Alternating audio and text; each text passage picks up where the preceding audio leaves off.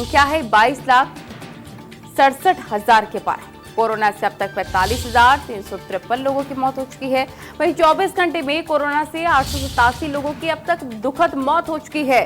ताजा आंकड़े क्या हैं? कोरोना महामारी के मद्देनजर हम आपको बड़ी खबर के माध्यम से यहां पर बता रहे हैं। आप देख सकते हैं कि लगातार कोरोना के केसेस बढ़ रहे हैं। हालांकि सरकार और प्रशासन इस पर अपनी निगरानी बनाए हुए है। मुंबई, दिल्ली, पुणे से लेकर कोलकाता आने वाली जो सभी फ्लाइटें उन पर 31 अगस्त तक रोक भी लगा दी गई है। ये अपडेट आपको दे रहे हैं कोरोना को लेकर कि मुंबई, दिल्ली, पुणे से कोलकाता आने वाली सभी फ्लाइट पर 31 अगस्त तक रोक है कोरोना की वजह से, क्योंकि बेतहाशा केसेस कोरोना के बढ़ रहे हैं, जो कि एक चिंता का विषय है। तो पूरे देश में क्या ताजा आंकड़े हैं, बड़ी खबर के माध्यम से हम आपको यहां पर बता रहे हैं, ताजा अपडेट दे रहे हैं आपको। यूपी में क्या हालात हैं वो भी हम आपको बता रहे हैं। प्रदेश में 47,878 एक्टिव केसेस अब तक आ चुके हैं।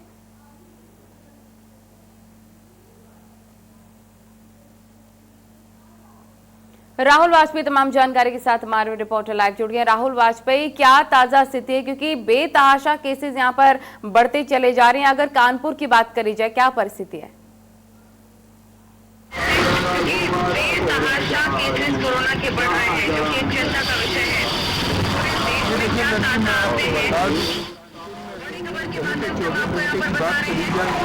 तो करीब 240 केस कल निकल कर सामने आए, एक्टिव केस हैं, जिनमें पुष्टि हो गई कि ये कोरोना संक्रमित है। इसके अलावा 8 की मौत हो गई। लगातार मौतों का सिलसिला कानपुर में भी बढ़ता जा रहा है और लगातार आंकड़ा भी बढ़ता जा रहा है। मैं आपको बता दूं, कानपुर में इस समय 8,836 का आंकड़ा है। स्थिति बेहद ही खराब हो चुकी है, बदतर स्थिति हो चुकी है। जिला प्रशासन, ठीक है, बहुत शुक्रिया आपका। तकनीकी खामी के चलते ठीक से आपकी आवाज राहुल वाजपेयी आ नहीं पा रही है। बहुत शुक्रिया तमाम जानकारी के लिए। और लाजमी है कि कोरोना में भी रफ्तार के साथ केसेस बढ़ रहे हैं और अब नए आंकड़े सामने आने लग गए हैं, नए कंटेनमेंट जोन बनने लग गए हैं। वहीं पर आपको बताएं कि यूपी के डिप्टी सीएम दिनेश शर्मा की तबियत भी अचानक से बिगड़ी है, क्योंकि कोरोना पर वो मीटिंग कर रहे थे। अभी क्या अपडेट है वो भी आपको यहाँ पर देंगे। तो यूपी में कोरोना के 4,197 नए केसेस सामने आ चुके हैं।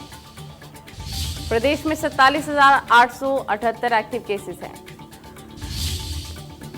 प्रदेश में 47,878 एक्टिव केसेस हैं। और यूपी में क्या परिस्थिति, हम आपको बड़ी खबर के माध्यम से बता रहे हैं।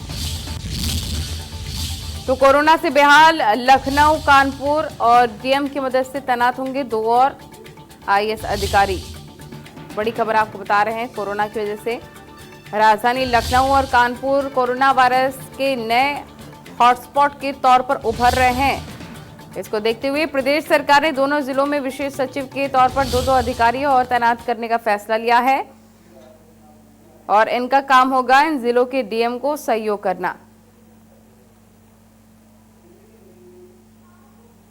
अभिषेक हमारे रिपोर्टर लाइव तमाम जानकारी के साथ जुड़ गया। अभिषेक, आप बताया जा रहा है कि लखनऊ को अब नए हॉटस्पॉट के तौर पर उभरने लग गया है।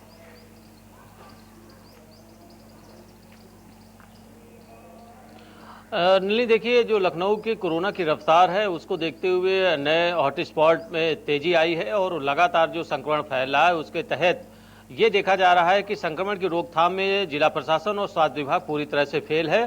फिलहाल संक्रमण रोकते हुए नहीं दिख रहा है। वही नतीजा है कि कानपुर और लखनऊ में जो नोडल अधिकारी हैं उनमें एक नोडल अधिकारी और अतिरिक्त नियुक्त किया गया है, जिसका सिर्फ और सिर्फ यही होगा कि जिला प्रशासन का सहयोग करना, शहर के जो डीएम है उनका सहयोग करना और कोरोना की रोकथाम में पूरा प्रयास करना।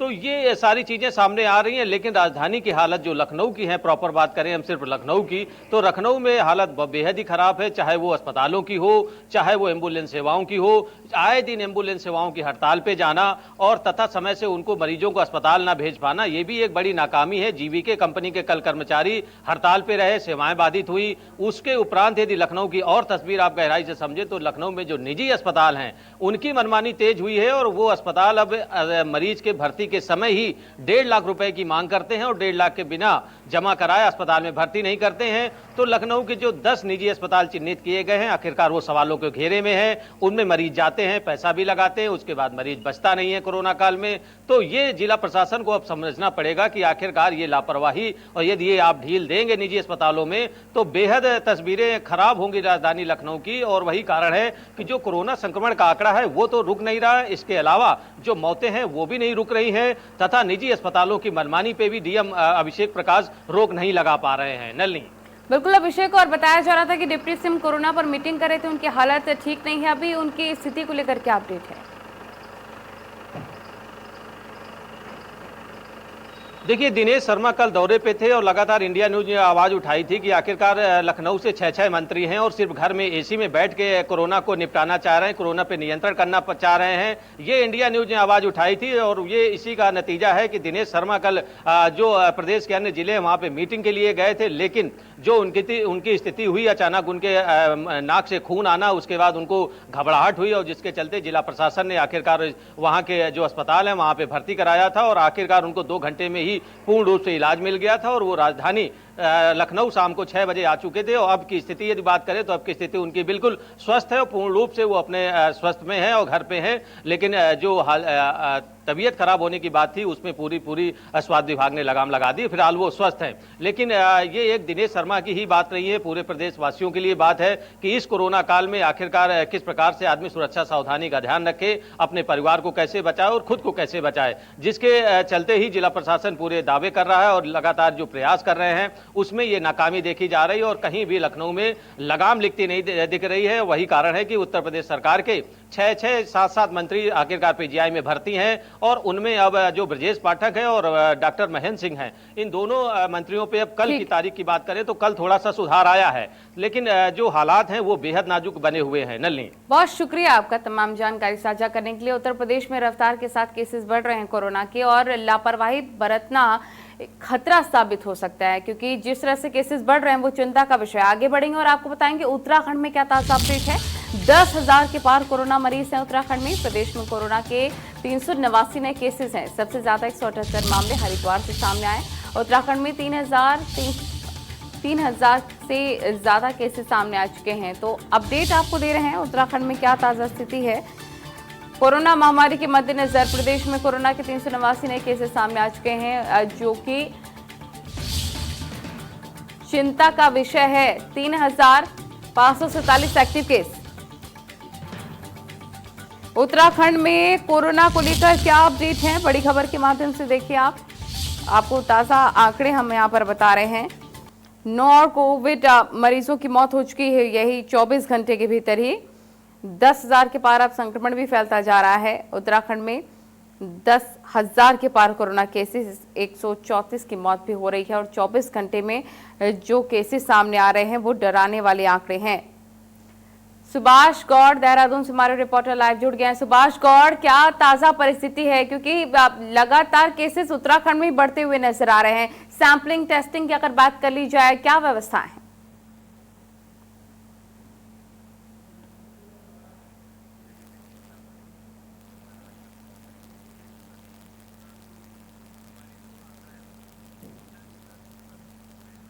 सुभाष गौड़ की आवाज हम तक नहीं पहुंच पा रही है, एक बार फिर से कोशिश करेंगे उनसे संपर्क साधने की। उत्तराखंड में 10,000 के पार कोरोना केसेस सामने आ चुके हैं, जो कि चिंता का विषय है। और आपको बता दें क्या परिस्थिति है उत्तराखंड में।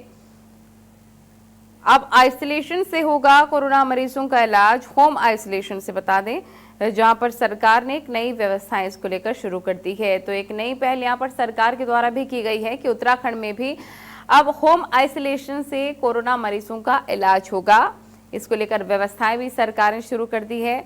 अन्य राज्यों की तर्ज पर ही उत्तराखंड में भी अब इसको लेकर तैयारियां शुरू हो चुकी हैं। मुख्यमंत्री त्रिवेंद्र सिंह रावत ने होम आइसोलेशन को लेकर दिशा निर्देश जारी कर दिया है। सुभाष गौड़ एक बार फिर से हमारे साथ जुड़ गया। सुभाष गौड़, अगर आप तक मेरी आवाज पहुंच पा रही है तो आपसे जानना चाहेंगे कि होम आइसोलेशन की शुरुआत हो चुकी है प्रदेश में, इसको लेकर सरकार ने दिशा निर्देश भी जारी कर दिया है।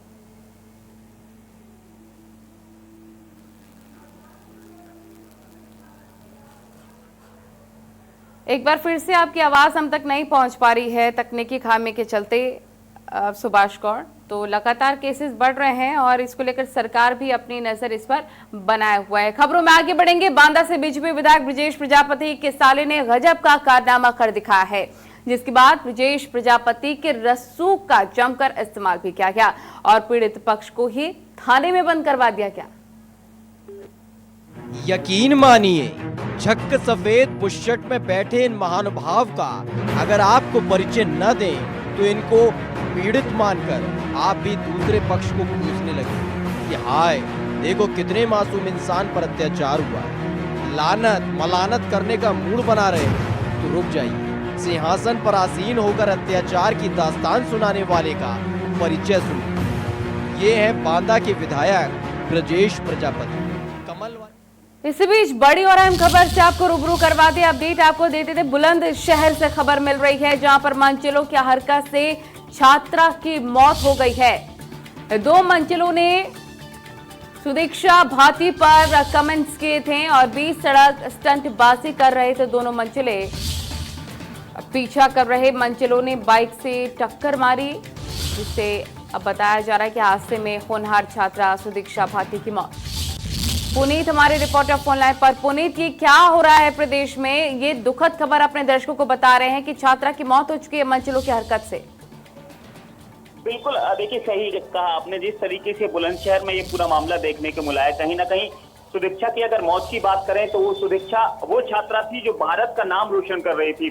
साथ ही अमेरिका में एक कॉलेज में ये पढ़ाई कर रही थी और HCL कंपनी ने पिछले साल इसको 3 करोड़ 80 लाख रुपए की स्कॉलरशिप दी थी। जो बताया जा रहा है कि ये छुट्टी में आई थी, लॉकडाउन के चलते छुट्टी वहां हुई थी और 20 तारीख को इसको अमेरिका वापस जाना था। तभी ये अपने मामा के घर औरंगाबाद जा रही थी।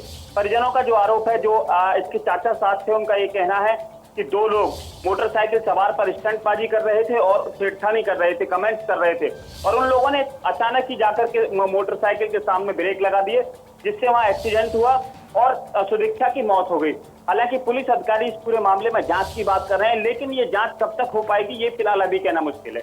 जी बिल्कुल, सीधे तौर पर अमेरिका के बॉब्सन कॉलेज में पढ़ रही थी, भारत का नाम भी रोशन कर रही थी, भारत सरकार उसकी पूरी पढ़ाई का खर्च भी उठा रहा था, लेकिन कितने दुख की बात है कि अपने ही देश में आने के बाद सुरक्षित नहीं रही वो।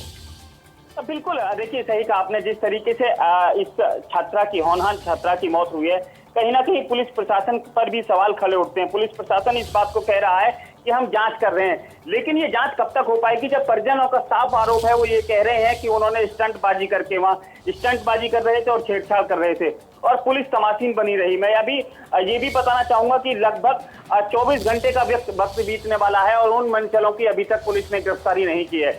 पुलिस यह कहकर अपना पल्ला झाड़ रही है कि हम जांच करेंगे, जांच के बाद में कार्रवाई करेंगे, लेकिन कार्रवाई कब तक हो पाती है ये सिर्फ कागजों में ही रह जाती है। फिलहाल की अगर बात करें तो मुकदमा दर्ज करने की बात कर रही है पुलिस। जी बिल्कुल, सीधे तौर पर बताया जा रहा है कि वो जो बाइकर्स हैं उनके खिलाफ केस दर्ज कर लिया गया है, जांच की जा रही है, लेकिन बेहद एक लड़की होने के नाते बेहद दुख वाली ये खबर है सीधे तौर पर कि एक महिला सुरक्षित नहीं है। इतनी होनहार बेटी आज खो दी देश ने। बिल्कुल, देखिए सही कहा आपने। जिस तरीके से इस होनहार बच्ची की मौत हुई है एक्सीडेंट में और छेड़छाड़ के चलते, लेकिन पुलिस इस बात को कह रही है, एसएसपी अपने बयान में एसपी सिटी अपने बयान में इस बात को कह रहे हैं कि ये एक्सीडेंट का मामला है।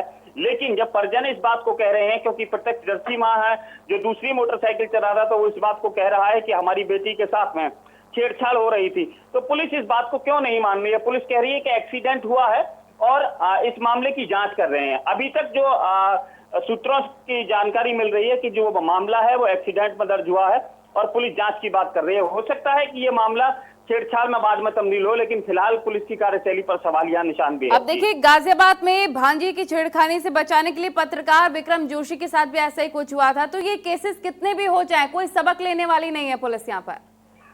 बिल्कुल, देखिए सबसे बड़ी बात यह है कि जिस तरीके से परिजन भी आरोप लगा रहे हैं, परिजनों का कहना है कि हमारी एक होनहार जो बेटी थी उसका अंत हो गया है, वो बेटी अब इस दुनिया में नहीं रही है।